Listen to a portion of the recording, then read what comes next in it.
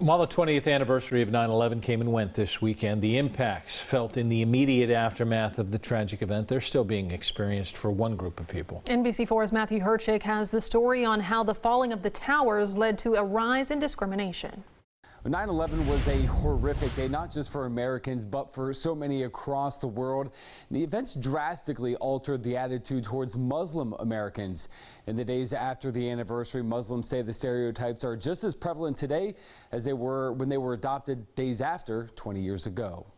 Even as a little kid, you can kind of interpret how tragic the situation is. As an 8-year-old girl, Tala DeBoer recalls the events of 9/11 vividly. I remember being very fearful. I had an aunt that was visiting from overseas, and we canceled her flight. While she experienced the same emotions as Americans from coast to coast, it's what was to come in the immediate aftermath that isolated many Muslim Americans like herself. The older I got, the more you're able to see that, wow, people truly do believe in stereotypes, and that manifests in many ways. At a young age, it was hard to process the perception of an entire group of people shifting overnight in schools, workplaces, and everyday life.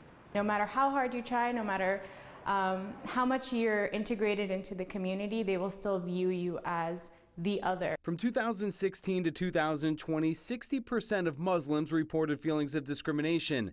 As one of the largest Muslim civil rights groups in the state, CARE Ohio is working to break those stereotypes. Microaggressions occur almost on a daily basis, depending on where you live, where you are.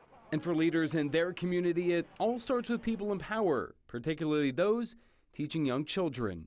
Is your educator prepared to ensure that they're not going to perpetuate the same stereotypes that you've experienced your entire life? This weekend, CARE Ohio put out a toolkit to educators in Central Ohio about how to approach the topic of the anniversary in a sensitive manner, and they continue to provide services to those bullied in schools or any Muslims who experience the discrimination they still face in their everyday lives. Local for you, Matthew Herchick, NBC4.